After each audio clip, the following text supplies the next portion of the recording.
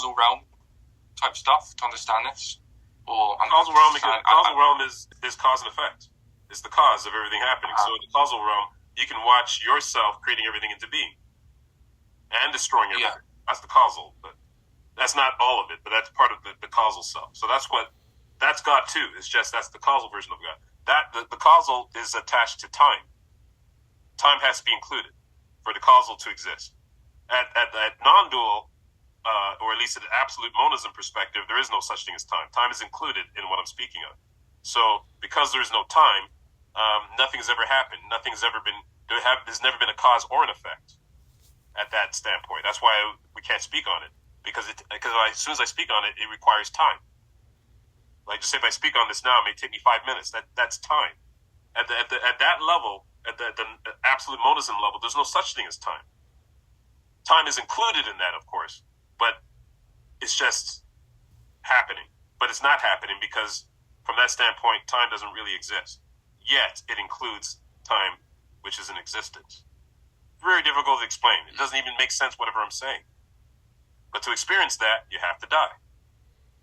Right? Yeah. You don't have to have a physical death yet. You don't have to have Mahasamadhi yet.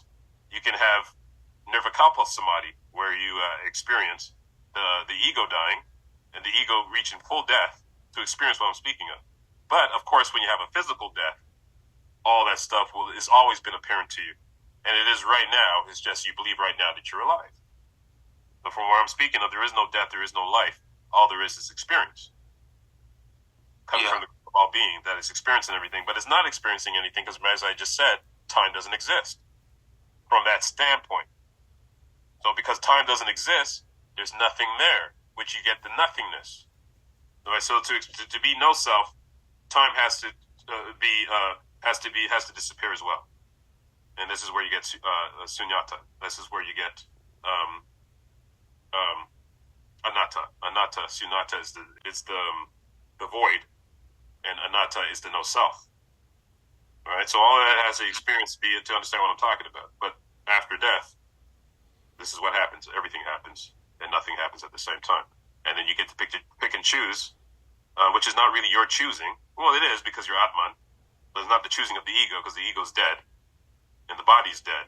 So you get to choose what your next life is going to be, what your next thing is going to be. Because from that standpoint, God or Brahman is experiencing, is trying to experience everything he could possibly experience within its power, which is all power because it's all powerful. But it's not all powerful because the only thing exists, so there's nothing relative or anything to compare it to. God is not any more powerful than the other God because there is no other God. It's just this. God, like where does the soul come in? Where does well, the soul is God. How could it have The soul is God. The soul is 100% God. It's the individualized version of God. So it can have an individual experience, but they're one and the same. Right. So the soul is kind of like your individual expression of God, or there is just one soul which is God. This idea that now we're messing with labels here, right? So to make it easy, I call the soul the individual self, and then I call spirit the collective self. It just depends on what we mean when we say use these terms. So that's the way I'll make it easier. Yeah. So soul, I would say the individual.